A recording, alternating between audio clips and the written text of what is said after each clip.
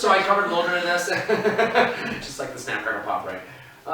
So again, like I mentioned before, these lessons are to educate leaders. You know, kind of a place where we can home in, like first is like I said, the one-to-one is just nice to get in a group and like learn from others and just kind of go over a lot of these tools to make you all successful leaders. So you might have less questions for your advisors throughout the year. Yeah, so little primer is like think about a trip. Could be anything like I said, like a local ski trip or a paddling trip.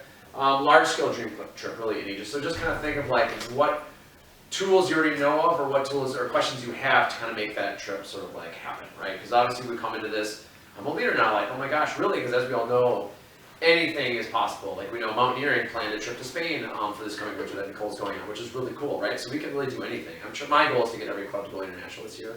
SNS is going to Banff, we're going to break, so like all these cool things are happening, but you don't have to international. But just think like any cool trip, we can make it happen. So we're going to go over some of these topics at the end. We'll kind of do some scenarios too. So cool. Yeah, so to start off, we'll do a land acknowledgement. So the idea of the land acknowledgement is we need to recognize that we're all, that we all recreate and are all meeting and learning today on ancient, like native people's lands.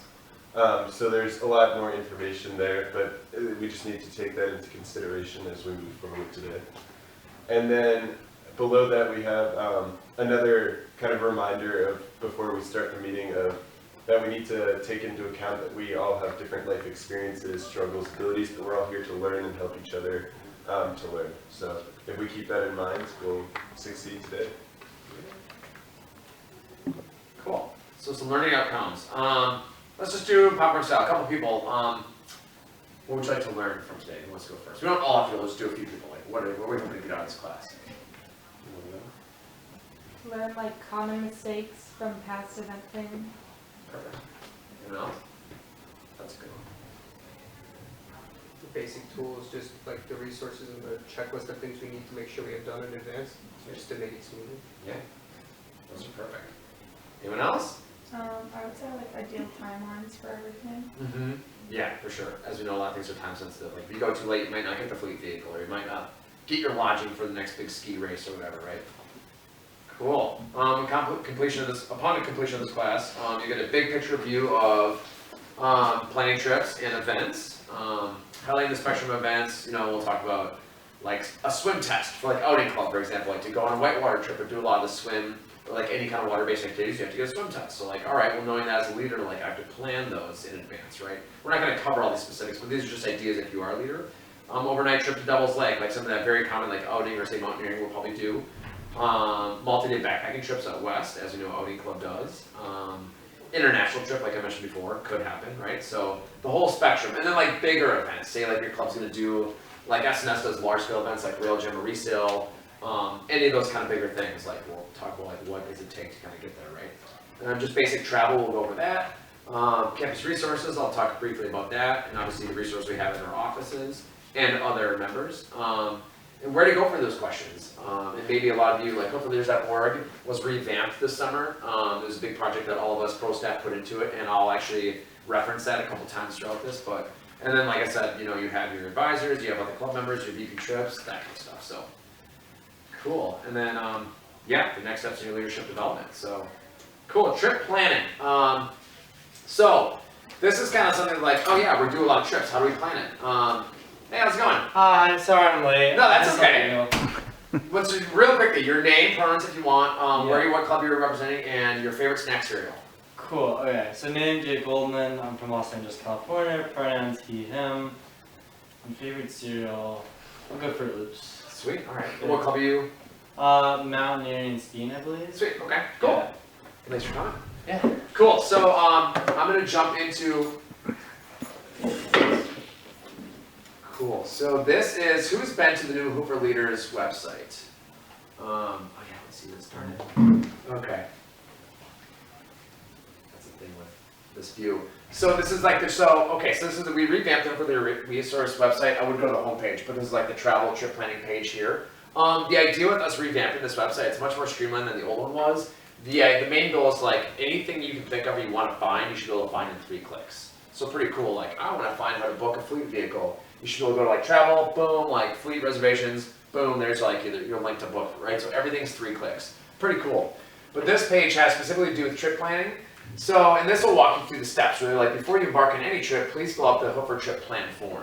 I know most clubs don't really do this. This is like a very outing and mountaineering focused thing because when like Jill and I created this trip plan form, we thought about those. Because obviously like each club is different, right? So some of the things we talk about will be very generalized versus specific. Like what, Kendra's gonna plan with outing is be very specific to outing, like a lot of backcountry things. Whereas like say riding club or scuba club will be very different, right? Like, oh, we're gonna be in the lake here versus like, oh, the Wind River Range of Wyoming, so very different. Versus like what ski and snowboard or the alpine team will do versus like mountaineering club, very, very different. This just helps to kind of come up with your plan. It walks you through step by step of like things to think about. And then when you save this sort of form, this sort of stuff gets saved and it's in a resource or a place that all of his advisors can find. So for example, say if mountaineering has a backcountry trip, they're going out to the Wind River Range of Wyoming, something happens and I'm on vacation, I'm out of the office, all of a sudden there's an emergency and there's a call to the office and Dan gets that call, is like, I don't know anything about this trip, I can't find the information. Because on RecHub, a lot of stuff would be on there, but a lot of times things would get lost at communication. Before, like outing would have like a trip plan form they would hand it to me that the land safety chair would check off on, but then that would just be like filed away in my desk. Dan gets that phone call, he has no idea where that trip plan form is. This is stored in a place that all of us advisors can find. So if I'm gone, Dan can go in and be like, oh yeah, these are the people on the trip, and they can call a parent or a loved one and kind of get to the nitty of that sort of stuff. So that's why we want to centralize that. So again, that walks you through it. Pre-trip meeting checklist too. So a lot of the bigger trips, like at SNS's big trips out west, they have 100 people going on a bus, right? So they have these big pre-trip meeting sort of things. I know like outing does the same thing. If they have like 8 people going on a backpacking trip, they usually meet with those members, sit down and talk those things. So all clubs should do that kind of stuff. Again, these are very, very generalized, so you can go through and be like, okay, I need this, this, and this. But if I don't need some of these things, that's fine. But it at least just walks you through the things you should go over. So cool. Oh yeah, I gotta get out of this. Dan, how do I get out of that? Sorry, I'm in like speaker view. Like it's a weird thing. I'm glad you're here. Yeah.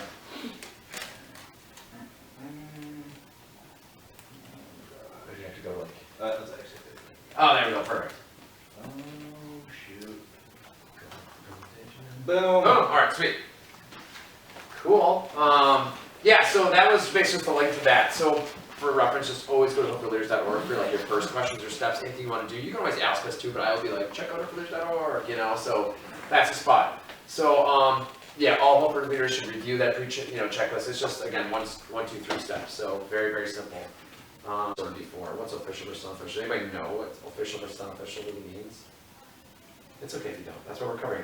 So official, obviously here's the checklist. Uses club funds, right? Every club has membership dues and raises money.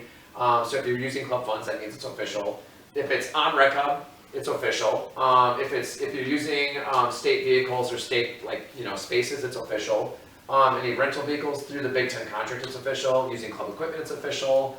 Although that's actually, there's some gray area there because like for example, mountaineering, if you're a mountaineering member and you have you have the ratings to check out some equipment, you're just going out with a buddy to go climbing, you can actually go check out that equipment. So that's like an unofficial trip. Actually, like there's members up to date climbing doubles like that. It's an unofficial event. It was never posted. They're just going climbing. So an outing's about the same way that you could go canoeing. Kendra go canoeing right now just for fun with a friend, but she doesn't necessarily need to make that like an official trip. Use of official club email list or social media accounts, so that's gonna be official. And if there's ratings or permissions given, that's official, right? So like if it was just like me and a friend went out climbing, I'm like, you know what, this is a fun day, and you're getting a rating day. I couldn't necessarily do that. If I gave them a rating, that would all of a sudden make it official. So any questions there?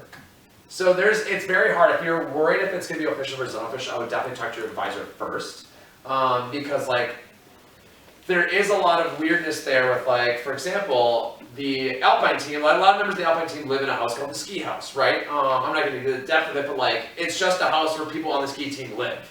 And it's like, oh, is that a Hooper house? No, it's just the ski house, right? So there's like, it's unofficially just a house, right? So, a lot of those kind of things are thrown around out there. So if you ever have questions about official versus unofficial, just ask. But those are the main 7 things that will relate to if it's official or not, so. And one thing I'd say when you're doing this, just because you're on the just because maybe in Hooper's eyes, a trip would be unofficial travel, doesn't mean that it would be in like the university's eyes, or in terms of like the RSO's eyes. So you need to make sure you look at RSO policies and try to follow those if that applies to your club. Yeah. Yeah. Even if it's unofficial. So Sure. keep that in mind. Good point. Cool. Lodging. Yeah. So lodging. So yeah, so lodging. Oh, I don't know about the discount rate, but the way that lodging works is, I mean, it's pretty simple. You can just handle lodging all like on your own through your club finances and everything. Arrange all of it on your own, and it's just like as if you were to plan lodging for your own trip. Like whatever options work best. You can stay in hotels. You can stay in Airbnbs, you can, I've never done that, you can rent housing, like rent houses, we do that for our winter break trip. So you have lots of different options there, and you do that all as normal. But then you just need to make sure you have all the department, like you need to check out a department card to be able to pay for the lodging and that sort of thing. And then make sure you have receiving reports, which all of you know that. But one thing you have to keep in mind is also a lot of time when you reserve places, they'll want to keep like a card on file when you call them to reserve the place without charging anything. So you still need to like check out a department card for that, but then you're not charging anything to it. So that can be a pain sometimes because you'll call like a hotel and say, we need these nights, and then they'll say, okay, do you have a card? And then you have to go and like request a department card and then call them back and give them the number. So it can help sometimes if you just check it out like before you're going to call a hotel in anticipation of like needing that card. And then another thing you have to keep in mind is if it is over $5,000, you can't pay with, if the housing cost in total is going to be over $5,000, you can't pay with department card. So it's a big pain, and you just work with your advisor on that, but I keep that in mind. If you can try to keep your housing under $5,000, it just saves everyone a lot of headache. And I'd say then, most clubs don't run that issue, but like Yeah. the teams do, and they're booking like larger houses or multiple spaces for like an event, so, yeah. yeah, and then with department cards, the things you need to remember are to get, like the receipts, always get the receipts. And then you have to look at the department card for which states you're tax exempt in, because you have to get the tax exemption if you're tax exempt in that state. So all of those like normal department card things that you're used to, those apply to housing, and you need to check like all that stuff when you're making the reservations. And that'll be covered in like the financial OES session too. No, good point. And then these last couple things here too. So if you are booking private housing and it's over $5,000, there's some steps you need to do.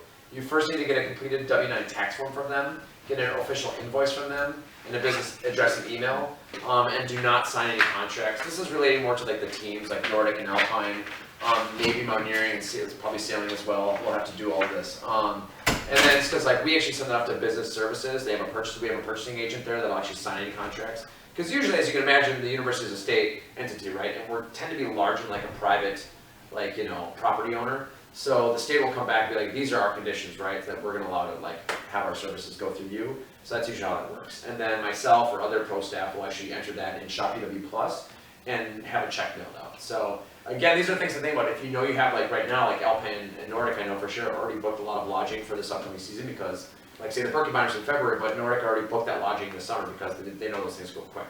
So if you think you need to get a house or a hotel at a certain time, get that on that as soon as possible.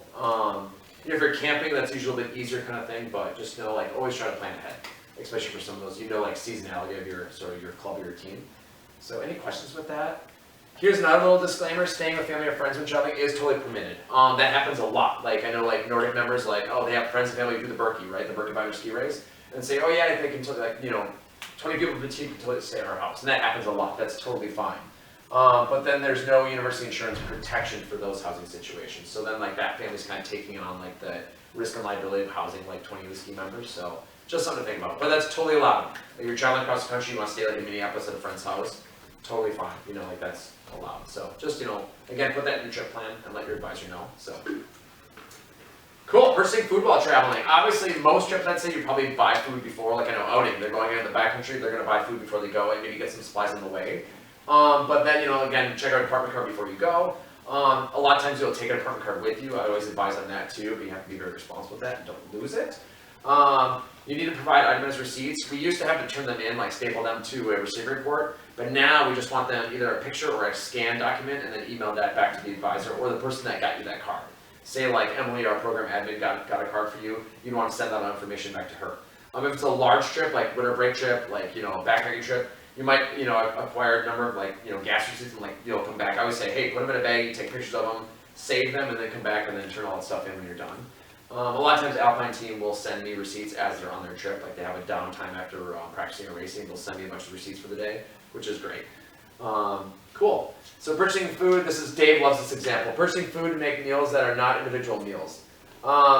You can purchase bread and sliced meat for sandwiches. You may not buy individual sandwiches at a Subway, for example, right? You go buy a platter. That actually happened, I think, to Sailing must have been years ago. But that's like an example of like what's allowed. It's really interesting anyway. But that's usually not a big deal. Like, you know, if you need to go out and buy dinner for everyone, like you want to go to a pizza restaurant, you can usually do that in the department card. Anytime you're buying food for a group of people, like on your trip, you have to have a list of those people.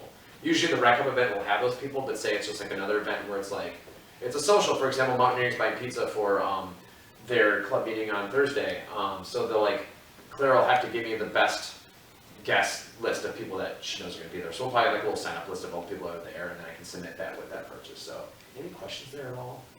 So you said you can buy pizza for a group of people? Yeah, I mean, as long as it's like stated in, you know, like ideally in advance, you check out the department card, you say like what you're buying, right? Yeah, it's really interesting. You can purchase bread and sliced meat for sandwiches, right? That'd be like your pizza. But you couldn't like buy individual. Say if you went to Subway, like you're not supposed to be like, you get your own sandwich, you eat your own. It's really weird. But if you got like a platter, I guess that happened to Dave. He got in trouble once. Really interesting. Like I've never had that happen. I've never seen that in 4 years I've been here. But that was just a good example he had. So if you went to like a pizza place and you bought pizza and you sat down and ate it, would that be not allowed? Yeah, so say you went to like a pizza by the slice kind of place. I think you have to buy pizzas versus like a slice for everyone. Yeah. You know what I mean? That's that same example. I know it's weird, but that again, that's rarity. That's a big rare thing. So, another way to do this too is like, if it's like say if there was money like put aside for it, but you didn't have a department card and someone needed, again, this is more like the purchasing aspect of things, but you can do Venmo. So say if people had paid into the event, but you had to use your own personal card to like buy something, you didn't have a department card, you could still actually have people, you can either A, get reimbursed, or if it's not been pre-planned, you can do Venmo for like gas or food. That's allowed as well. Because there are instances where like, if you can't use the department card on your own personal vehicle, no you can. I shouldn't get too deep in this because this is part of the purchasing thing. It's so complicated, honestly, but I think this is You'll all... learn this in the purchasing module if you guys look at that. So, but yeah, I don't want to go too far on that. And then the galley, obviously we have a kitchen up the hallway, and that's for all of your use. So if you buy like outing public, it's just a perfect example because I come from the outing world. They'll buy tons of groceries. You know, they got $300 in groceries for their big backpacking trip or paddle trip, and they'll use the galley to store that food before they head out for their trip. That's totally fine. You can use the freezer, you can use all that stuff. You can prepare food in there, those kind of things. So, and there are galley guidelines listed here, and this just links to hopefulleaders.org, and there's a big posting in the galley as well. So if you do have that leader permission, you have space access, you should be able to get in the galley. So, any questions there? Cool. Yeah. Andrew, vehicle use. Yeah, so vehicle use, it's all pretty simple. You have like two options. Okay, so this is, yeah, so I mean you have two options. You have fleet or enterprise, but either way you still have to follow the same like policies. You need to get people fleet certified for drivers, and normally like the most people you can have in your club who are fleet certified, the easier it's going to be to plan trips. And it's really easy for people from Wisconsin and Minnesota, and a lot more difficult for people from out of those two states because you have to get like your driving history to be able to get fleet certified, and it's a lot easier if you're from Wisconsin or Minnesota. So the thing that we do for our team to like maximize the number of fleet certified people is just require all Wisconsin and Minnesota people to get fleet certified to join the club. But yeah, the fleet certification is super easy. It's all online. You just fill out a form on like the fleet portal, and I'm sure all of you have done it. But yeah, so that's the main point. Just get as many people as possible, and it'll make trip planning a lot easier. So just to add on to that, so obviously we have three options. We have fleet, which is campus fleet services. So that's actually just down Park Street, right behind McDonald's. There's also the DOA, Department of Administration. Again, we're part of the state. They have, so if fleet is out, UW fleet is out, which tends to be a thing. You can always still rent vehicles through the DOA. The only stipulation there is you can't pick up or drop off on the weekends. They have a little bit more limited hours during the week, but they have a much larger fleet. So it's like we're out on campus, Sam, our office manager, can still, you know, I've gotten vans through DOA, so it's pretty easy. There is also Enterprise, which the teams tend to do more because it is cheaper, right? Yeah, Enterprise, I mean, you have to work it out, like, it depends on what your trip is and, like, what you're trying to do, but you have to work out the costs with your, like, finances and stuff. But Fleet, a lot of time, Enterprise a lot of the time tends to be cheaper because we have, like, this Big Ten contract, that allows us to get cheaper rates.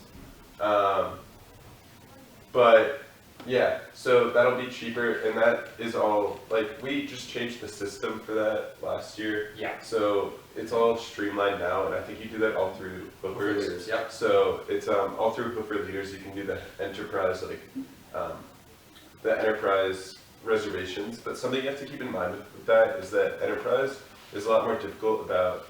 I think that they only really want people over 21 driving their vehicles. So if you're going to be on a trip with a lot of people who are over 21, it can be a good option. But for Fleet, you don't need to be over 21 unless they've changed the rules, which I don't think they have. So if you're going to be on a trip with people who aren't 21, then you should probably do Fleet because it'll make like logistics way easier. We ran into that problem last year because we didn't reserve Fleet vehicles. That's also something you have to keep in mind because Fleet vehicles will get booked out really quick for like weekends or like spring break, winter break, that sort of thing. So Fleet vehicles, if you think you're going to need Fleet vehicles, you should just reserve them like as soon as possible. And you can cancel them like free of charge until like a week before or something. I'm not sure exactly. 24 hours before the event. Yeah. Yeah. So I would reserve Fleet vehicles as soon as you can. And then as you get closer to the date, Enterprise vehicles are a lot easier to get. So if you realize all of a sudden, oh, we have a ton of 21-year-olds, it's going to be cheaper if we do Enterprise, you can cancel your Fleet and reserve Enterprise. But I would just start off by like getting Fleet as a safety net for you, like for any trip, because of that. Just come with that. Yeah, so as we talked about there, yeah, they're encouraged to use these, right? I mean, you can still use personal vehicles even on an official trip. You just like that driver that doesn't have like necessarily like insurance, they're not covered. We have had accidents. Honestly, with like all the risk management, like things we oversee here in Hoofers, our riskiest thing is always driving and travel, right? I mean, car accidents are just so common and easy, which is pretty amazing. But like as long as I've been here, there's been a number of fender benders. There was actually a fairly major car accident by the Alpine team a couple of years ago. They were leaving like 5 a.m. from the Twin Cities to head out to Winter Park, Colorado, and they crashed a van. But again, things just happen, right? But you know, they were in a enterprise vehicle, right? And that was basically all covered by insurance. It wasn't that person's, you know, responsibility. I mean, obviously they're responsible, but like, it wasn't their own personal car. They didn't have to like take care of all that insurance stuff. It was all covered, which is pretty awesome. So that's, but obviously like certain things, like we know outing, like a lot of our community leaders have like racks in their cars and they have their own trailers. That's really, really great, and they prefer to drive their own cars. That's totally fine. You can do that, but then they're just liable for their own car. If their car breaks down, fix it, those kind of things. So, yeah, but only authorized drivers can drive the vehicle. So if you're on a trip and like, man, I'm really tired, and there's like everyone else in your car is not authorized, you know, it's technically like illegal to have someone like jump in the seat, even though you're really tired. Obviously, if you're tired, just pull over and be safe about that. Like, you know, get a hotel, that kind of thing. But like, that's why it's really important to get as many people as possible as authorized as you can. And club funds can go towards that. So obviously if you're making an event, you can budget for that and be like, all right, everyone needs to chip in $30 for this trip to cover the fleet and the gas. Yeah, that goes towards that, right? So, and yeah, like I said, the UW Insurance Umbrella and roadside assistance is available as well. So there's a lot of perks to just using fleet vehicles. So, and then we know like a lot of students don't have cars on campus, right? Like Madison's kind of a pain to own a car sometimes. So it's nice that we have access to all these vehicles. So. And fleet vehicles are also really easy to get like last minute during the week. We reserve them like the day of for practices all the time during the week. So I wouldn't be worried about like during the week being able to get a vehicle. And if you need like all of a sudden you're saying, oh, we need to get our trailer fixed, it's on campus, you can reserve a vehicle that day, like bring it to wherever you need to go. It's all like, so yeah, Fleet's a very good resource. Yeah, and what they do is they just build a club internally. And same thing now with Enterprise and National. Before, the old system was like we'd rent out, you know, check out a department card, book the, you know, call Enterprise to go online and book it with that card. But a lot of times it had to be under like, say like the advisor's name. There was a lot, and then like Andrew would go to pick up the car, but like it was under my name. They wouldn't give him the car. There was a lot of issues there. But we actually streamlined it now with Enterprise and National, where it's like, Sam, you just do it, go on for leaders, book the car, what you want, the dates and everything, and Sam will make that reservation for you, and he'll give them a billing number, a billing code. Then they book it and everything, and like, it doesn't matter who comes, or like, the name might be Andrew that goes to pick it up, but it could be, oh, Andrew can't make it, so he's gonna have Adam go, who's his co-director. Adam goes and picks it up, but they know it's still like Alpine team, it's gonna get charged to our office, and then Dave or whoever will charge that to the club. So it's much more streamlined now, which is awesome. Yeah, that's a good point to make. It doesn't matter who makes the reservation, as long as you have someone on the team or your club who's fleet certified, they can pick up the vehicle. Yep. So I could make it, and then Delaney can pick it up, for Yep. example. And yeah, that's all easy. Yeah. Questions there at all? Cool. Awesome. Personal use vehicle, like I said, yeah, kind of covered a lot of stuff already, but you can use it. But fuel may not be procured using a department card and cannot be reimbursed. That's typically a thing. So in that case, people just be like, oh, just bring $5. You know, like you can tell like the cashier, Venmo me, you know, $5 and I'll cover the gas. That tends to be what community members do when they drive their own vehicles.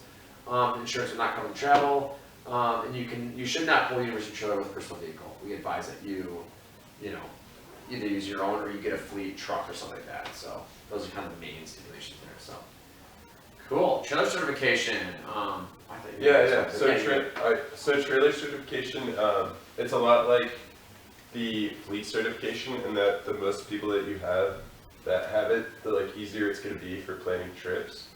But the problem with that is it's a lot harder to get trailer certified because, well, it's not harder, but there's like only 2 trainings per semester. So what you have to do is basically encourage as many people in your club to go to those trainings every semester. And that's where they'll teach you all the, like, the technical things you need to know for pulling a trailer. But the more people you have, the easier it's going to be. And another thing for that is that you're only required to have 1 fleet certified person in the car. You can be like, or sorry, not fleet certified, only 1 trailer certified person in the car. So if you need to pull a trailer like out west, for example, we could have 4 people in the car, 4 drivers, and only 1 trailer certified person. And that's fine because the trailer certified person just does all like the backing up and all of the like more technical stuff, whereas the other people can take turns driving on the highway and that sort of thing, and that's all within the rules. So yeah. And this, I mean, not every club has trailers, but like Outing does, the Alpine team does, they have their own trailer. Equestrian probably uses this, and obviously sailing team probably would, and maybe like if you work in the sailing shop. So there's key clubs and components of that, but most other clubs wouldn't have to deal with this. Is Montgomery ever have to deal with this? No. Is Scuba? No. So, yeah. Any questions on trailer certification? Yeah. How long does the trailer certification last? It's gonna last like your entire time. You take it once Yeah. as a student, and we will like let the club presidents know when those are coming up so that they can get the word out. Yeah. And yeah, we're gonna try to do 2 every semester. So That's a good question. yeah, Yeah. good question. Cool. So now we're gonna get into like scenarios, and we're gonna like kind of start from like the bottom up. So we've talked a little bit about like some of the higher level stuff, but now we're gonna mix and match like who here has planned a trip or like create a rec club event. Awesome, but not everyone says, okay, so what we wanna do is like, let's break up into like groups of, let's just do groups of like 3 or 4. But I want you to mix up, so if someone's like, keep your hand up if you've actually planned an event, and then those who haven't, like try to partner up with some of those people. And what we're gonna do is go through a couple scenarios. So we're gonna actually like, walk through the steps of like, what do we do? And then we're gonna, so what I want you all to do is come up with like a 5-step plan, like what do I do first? What do I do second? It's not gonna be like the full trip. If you do get through the full trip, that's awesome. We're just gonna take like 5-10 minutes to kind of talk about this in small groups. I'll give you the scenarios, don't worry. But yeah, like, so those who have done this kind of coach those who haven't. So like first, maybe go to hopefulleaders.org and fill out the trip planning form, right? Go to the, you know, the checklist, create a direct event, maybe come up with a budget. Like, so just like, what would you do? And talk to those who haven't done it or ask questions amongst each other. And then we'll come back, we'll debrief, and like, we'll go through our plans, and then we'll talk about what we should do versus maybe what, you know, kind of talk about. So, all right, first one. You ready? Outing Club and Riding Club have agreed to do a collaboration. The idea is to plan a horse packing trip to Wyoming's Wind River Mountain Range. You would like to go for 10 days and want to open the event up to 12 participants. What are the steps you need to start planning this process? So, all right, so those who have done this before, keep your hands up. And all right, so we've got, you've done this too? No? Okay, so why don't you 3 stand up, and then why don't we just do like, you know, 2 people go with those other, yeah, so like 2 or 3 people just find a person and just kind of find a corner or find a table. And if you want to, if you have a pen and paper, it'd be good, or you don't have to. All right, anyway, cool. So it sounds like we had some good discussions. Let's just go around the room and let's start here with your first step. Well, we had as a first step, just figuring out if you just need to make sure that the trip is feasible. Do you have equipment, members who want to go, as a basic first step. Sweet. Anyone have anything else to add to that one? First step? So that's like what this would do? We mentioned researching too, so I feel like that would also be a part of making sure if it's feasible or not. Yeah, sweet. Anyone back there, anything else to add? We just said having a co-leader, yeah. Oh yeah, oh yeah, that's a big one. Yeah. Alright, 2, what's your second step? We would probably go into the hopersleader.org. Oh yeah? And then filling out, or actually figuring out the budget first and then filling out the forms for like what it needs. In regards to the budget, sorry, when I talked about it, it was like all over the place. So, but that's just how my mind is. So, figuring out the budget and then looking at like the cost of like all the vehicles that you'll need and the feasibility of how many people going on to the trip. And then like figuring out, I guess for S&S, what aspect of like what part will they play in helping plan the trip and promote it. Yeah. Awesome. Anyone else have something to add for the second? That sounds about right? Sweet. How about step 3? We have fleet reservation / horse rental, question mark. Nice. Yeah, what do you think? So I know back there you're talking about like, do we come up with a budget and then book fleet, or do we like, you know, like what are the steps? Because budgeting obviously is like, all this is gonna cost money, right? Like none of this is free unless you got like a sweet grant, which is possible to like cover the trip. But obviously like, what are we doing? Where are we going? How long are we going for? How many people can we have? And then like, what's the cost of that, right? And like, depending on the club, like say outing or mountaineering, like, do we have leaders who have the ratings? So it's like, all right, I have me and another co-leader. We can probably only take maybe like 8 people on trail to keep it safe, right? Would like Kendra, another leader, want to take 30 people on a trail? That'd be like a little risky, right? So there are risk management things, but that's gonna be different than like an S&S plus trip. So each club is gonna plan a little bit differently there. But yes, like budgeting is gonna be like a big step, right? So that's usually probably gonna be like your second or third step. I would say like first is like come up with the idea, where, when, how, you know, all those different things, the budget. And researching like, and that's just like looking up like what is enterprise gonna cost? What is fleet gonna cost? A lot of those things you can find on hopeforleaders.org, or at least like get you to the link to find that information, or go to the program admin or one of us as a resource for that. So utilizing your campus resources to figure this all out. Like Dan and I love planning trips. Like Dan's really great at it, he's done a lot of trips. But it's really fun for us to like sit down and kind of geek out over this stuff. So yeah, use this as a resource. So what about number 4? What would people do once they kind of figure out that budget? What's the next kind of step we think? Right.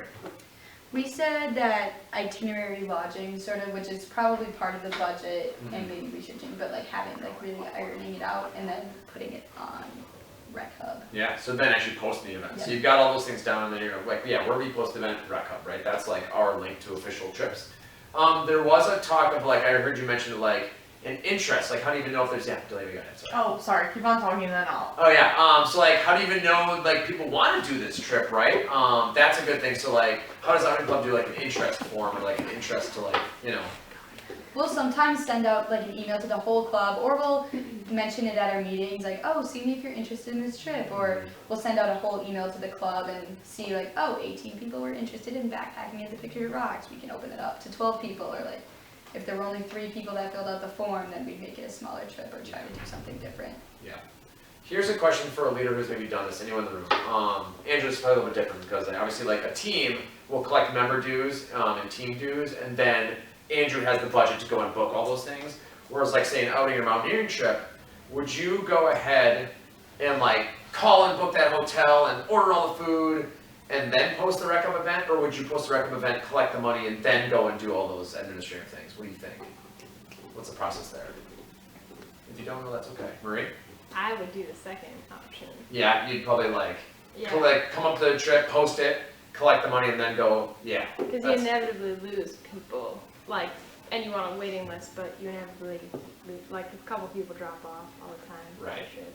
Right. So those are some quirky complications that can happen. Like, also you might get 10 people that sign up, but then all of a sudden 3 or 4 people drop, and it's like, but a lot of the clubs there's usually like interest. I know for like the Spain trip, that's the climbing trip, there was like 2 people I think that had a drop, and there was 2 people that filled in right But there can be complications, like all of a sudden, oh man, then I did make my budget, but now like people dropped it, I don't have the budget.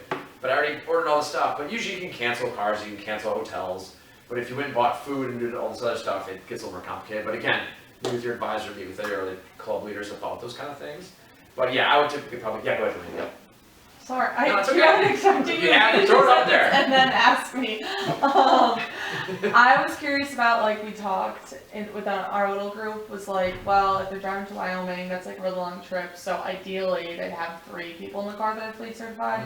So but then, I don't know who mentioned it, but they said it took a really long time to get their fleet certification, like, they have the DMV, like, confirm it and all. So, how would you go about doing that? Like, would you have, like, are you fleet certified as a check in the rec hub? So then you can, like, there's eligibility. Right, how do you know someone's fleet certified, Yeah. right? That's a great point. Marie? I would say, like, when you send out the interest form, if you do one, a lot of people do send one out before you even, like, put it on RecHub. I would just put one, like, and are you fleet certified, or are you, like, a Wisconsin resident, so that you could know they could get fleet certified pretty quickly.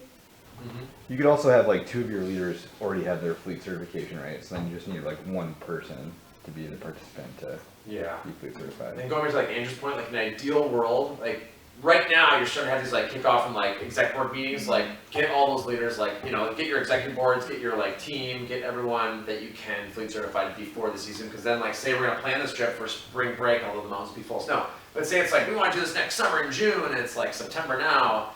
You know, by June you hope everyone's fleet certified. So it's always just that planning ahead. But like right now, if you're starting to have these meetings and start to brainstorm some trips, just like hammer home that fleet certification thing. So.